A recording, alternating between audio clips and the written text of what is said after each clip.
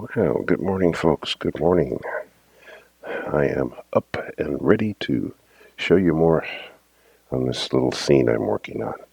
So, this is the scene, and this is my continuous tutorial on my Let's Animate a Work in Progress. For those of you who are new, this is a real-time tutorial. I'm working on a film, and I'm allowing you to see what I do as I make the film, how I'm doing each step, so that you can follow that if it helps you in making your own film. In order to figure out where I am in terms of each scene or each tutorial, you will have to go back in time and look at earlier videos that I have made, and you'll see where I started and how I got to where I am now. The reason for doing this in real time is to show you what you would do if you worked on something every day to achieve a finished product. And believe you me, even if you're doing very small amounts of work each and every day, those small amounts of work add up to finishing a film. And this is how I finish everything I do. Obviously, I would probably spend more time than I do in these videos. I only do usually about 20 minutes or so. Well, 20 to 25 minutes or thereabouts on each one of these videos. So if I were working without videoing anything, I probably would work an hour, maybe at least a half hour, if not longer. But the point being is, it's like doing exercise. You don't start out doing 100 push-ups. You start out doing 5 or 10 or whatever it is you're able to do. And that way, you start and you can do something and keep it consistent. Because it's consistency that gets you to where you want to be. You know, you don't get to where you want to be by thinking that you have to get it all done in a short period of time. Sadly, a lot of what the world is about right now is quick, quick, quick, I want it now. But the reality is that's really not how life works. The reality is that you have to take time to do good work. Good work requires effort and overtime. So you have to acknowledge the fact that it is going to take you time to finish something. And you're going to make mistakes. All right, well, anyway, I'm putting in-betweens in the scene here. So I have 31 and 39. This drawing probably should have been 37. I numbered it wrong. Yeah, I did. So this drawing that I numbered 39 should be 37. See, I make mistakes. There we go. So 37. So, oh no, I'm sorry, not 37. Take that back. 35. Let's see, hang on, where was I? Okay, 31 to 39. Okay, so this should be 35. I'm sorry, because the first drawing that we do always is a halfway drawing. So if you look at the chart, you see 33, 35, 37, 39. 31 would be at the top of this chart. 35 is halfway between the two, and then the other two are just in-betweens. Now we've just done 35, or we did that one yesterday. So now we need to do a drawing between 31 and 35. 31, wait a minute, hold up. What do we got here? Yeah, 31 and 35. So we got to put a drawing in between here. So we'll add a drawing over here. And this is going to be called 33. Which will be the easiest in between to make. You know why? Because there's not much movement on the body between 31 and 33. The only real movement we're seeing here is in the body, or in the box rather. So here's what we'll do. We'll take our select tool And we'll grab Nora, and we'll omit the body, or the box rather. We'll copy that, paste it on the in-between position, and save it.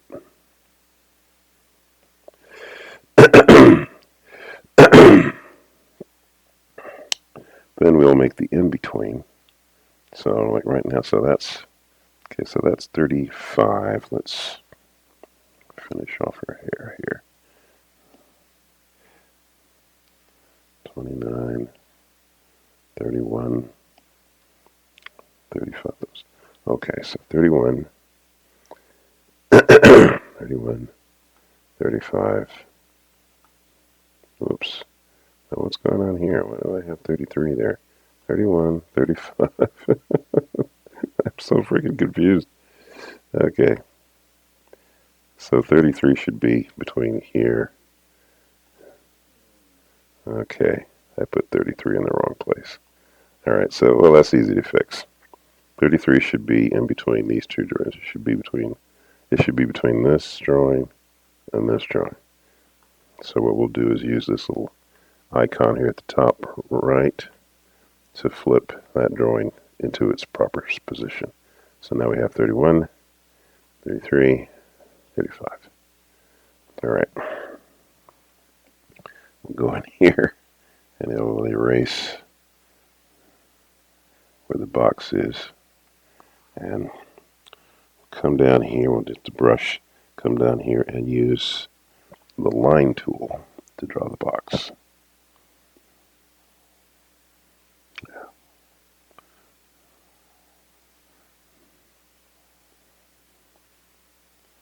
There we go. The line tool can be found down here.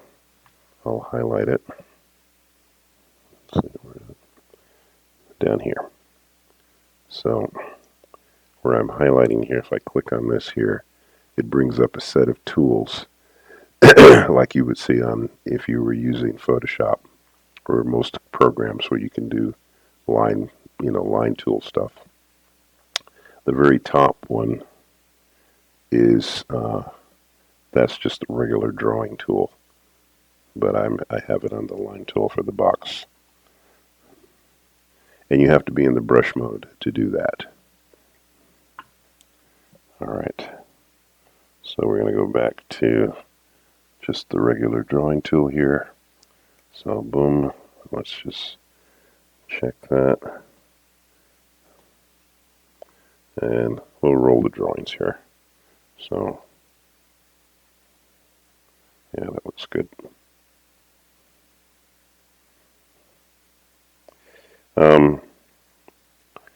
When you're doing animation, do one action at a time.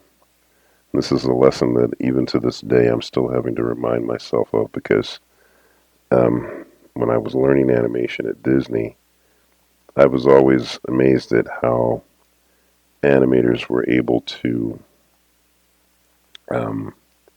do this fantastic looking animation, and I didn't quite understand it.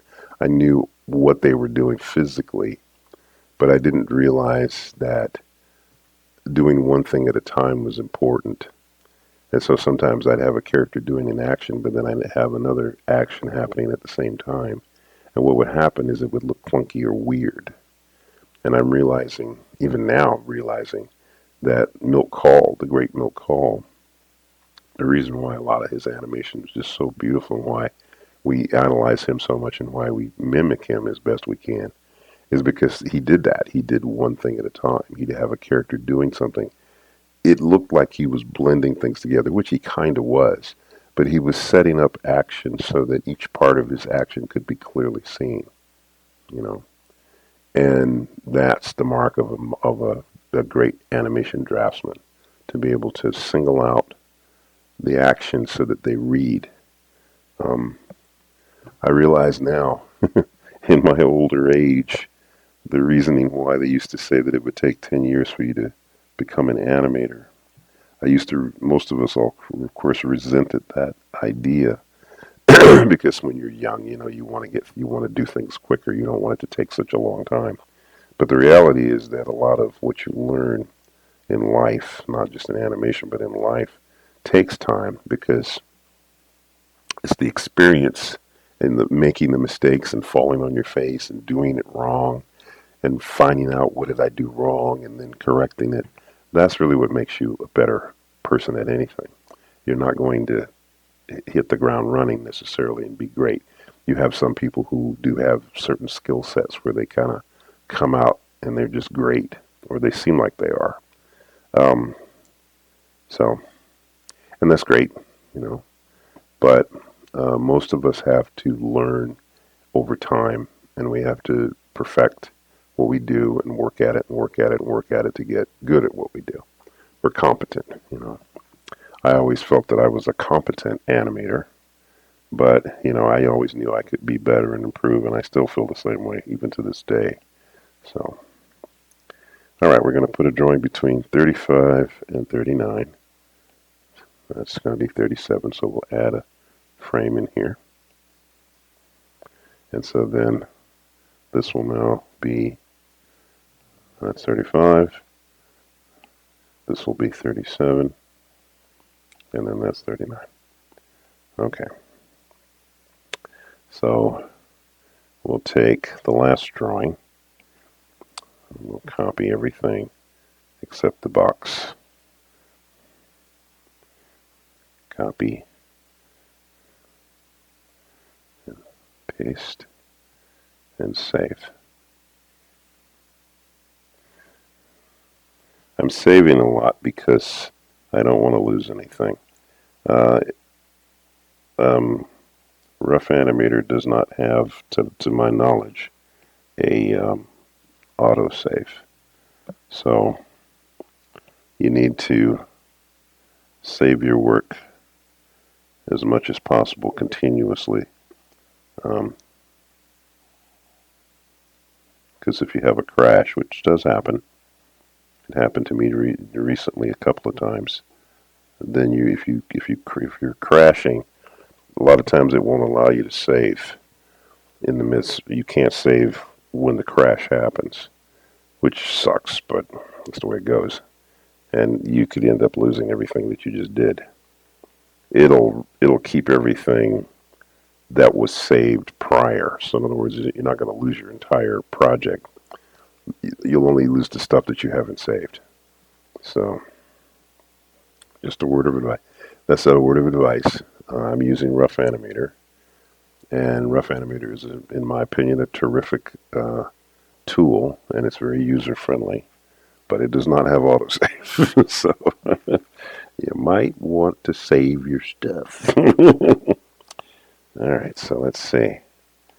All right, so I think we're good there. Yeah, it looks like okay. So I haven't missed any in-betweens up to this. Yeah. Okay, so we got all of Nora working out there. That works out pretty good. Yeah. So now it looks like what we need to do is work Lenny into the frame. Yeah. So we have Lenny comes in. Listen, when does he come in? He starts to come in.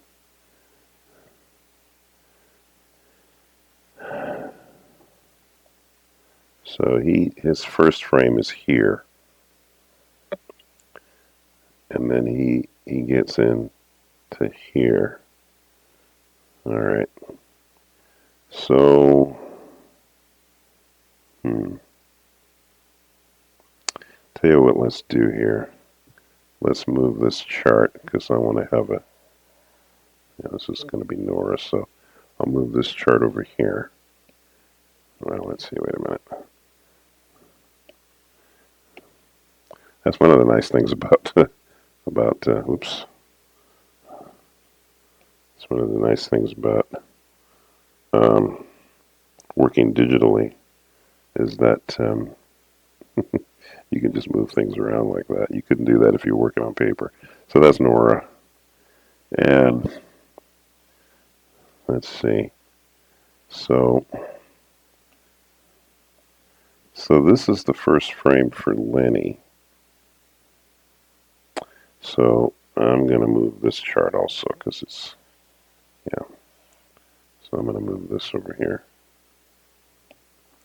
And we'll call this Nora. And save. Yeah, okay. All right, so what we've got here, now see, I could have put Lenny on a separate layer. So he's there.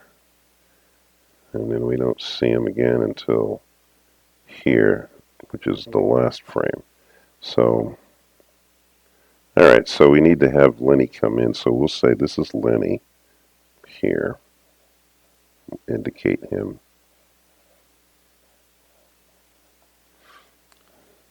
And we'll draw a little chart. So he's going to come in, and he's coming in on frame 31.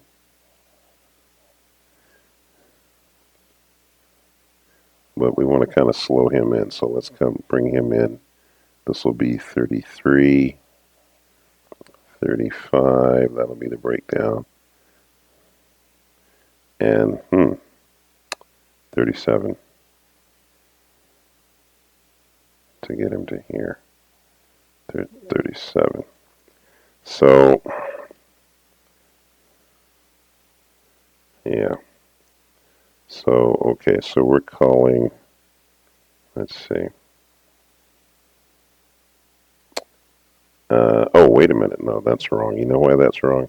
Because we have to show him, okay, yeah. Okay, this is, yeah, okay, see, I got that wrong. Now, the chart is right in terms of the spacing, but the numbers are wrong. Because this drawing is 31.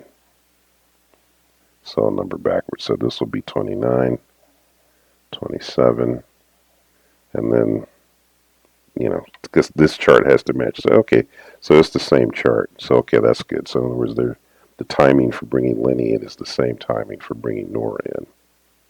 Okay. So then if we go back to 29, then what we can do with Lenny is we can grab Lenny, since he doesn't move a lot here. Whoops. And we can, let's say, copy that. Whoops, hold up. Let's do that again. Let's bring, okay, what we need to do here is we need to bring the window down. We'll bring it down to 180.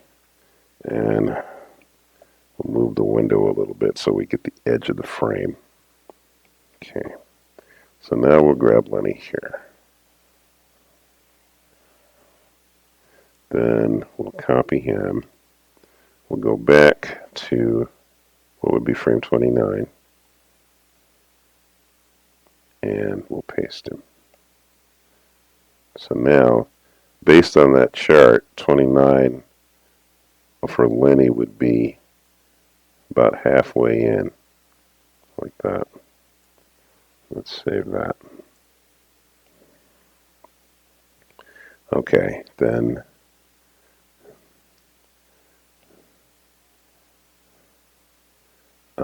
okay, so then we'll take this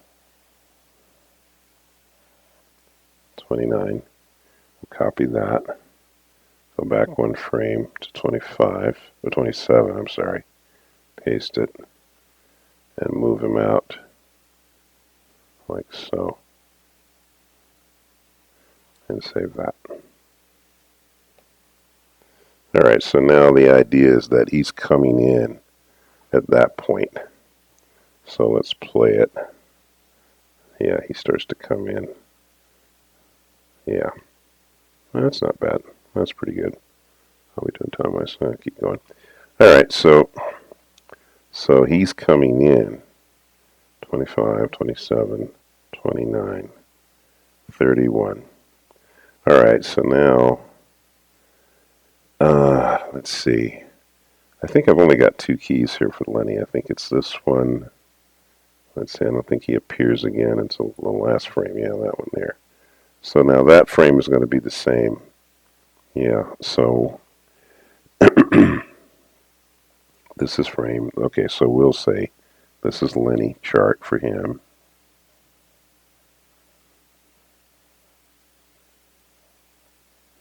and this is going to be 39 for Lenny. Okay, and there should be 3 drawings there. It's 31, 33, 35, 37, 39. So now how am I using the chart here? Is he going to slow into this position? Yeah, he could come up into it. So let's say we have him do it this way. The first drawing's there, the second drawing there, and the third drawing there. So this one's halfway, that one's halfway, and then so this will be 37, 35, 33. All right. So,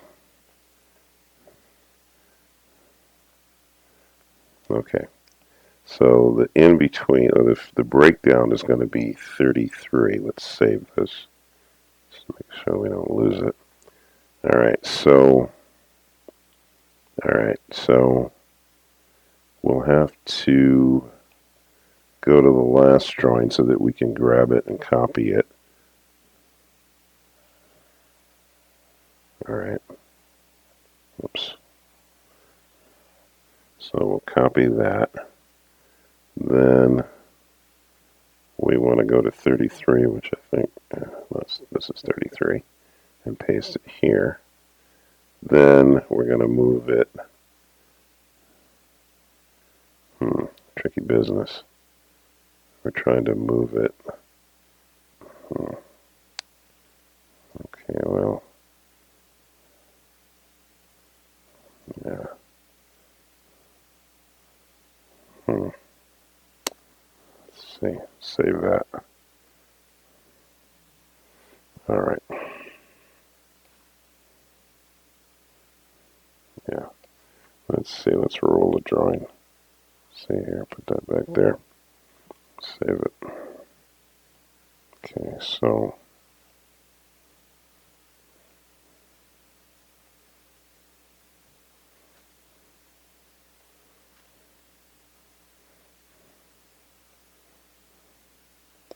All right. So 33. Okay.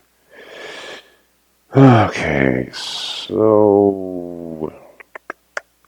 Let's see. What I'm kind of missing here is being able to see that in between position. So that's 31, that's 39.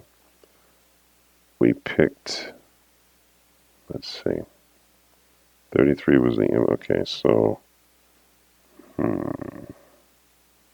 did I number it wrong? Let's see, hang on a second. I think I numbered it wrong.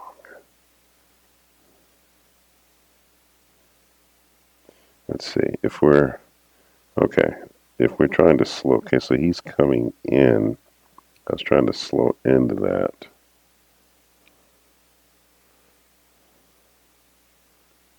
Yeah, it seems like that would be right.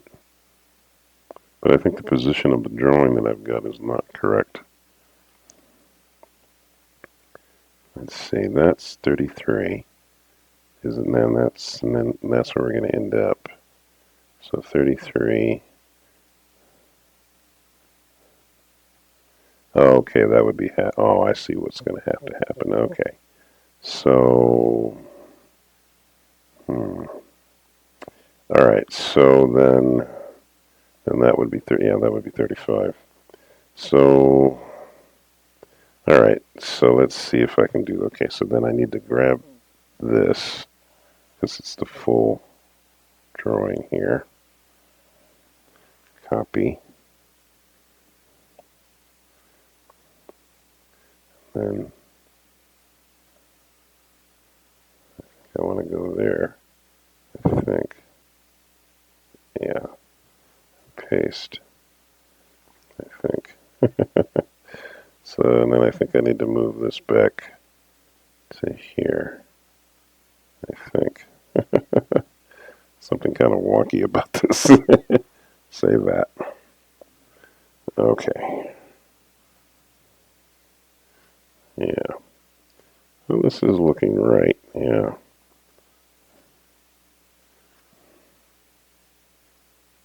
Oops, it's still going backwards. So he's, okay. Boom. So boom, boom, 29, 31, 33, 35, 37, 30. Oh, yeah, so this is going to be a drawing in between there. All right, so, all right. Let's see if I can make this work. Okay, so grab this. Wow. I know something's weird about that. Copy, paste, and that would be in there between there. Save. All right, so now, yeah, that looks right. Yeah, okay. This is also probably one of the reasons why it's maybe better in some ways to have characters on separate layers, because it can be confusing. Save that again. It can be confusing when you're looking at, you have two different, you have two different charts on the same drawing. So it might be to your advantage to have characters on separate layers where they're timed differently, or if they're going to be timed differently. Yeah. Well, anyway, we managed to get out of that without a hitch. All right. Well, anyways, okay, so we'll stop here. All right, folks. Well, hey, have a great day. I'll see you guys tomorrow. And don't forget to thank God for your talents and gifts that you have. All right? Give him credit. And don't forget, I always say it, or most of the time I do, Jesus is Lord.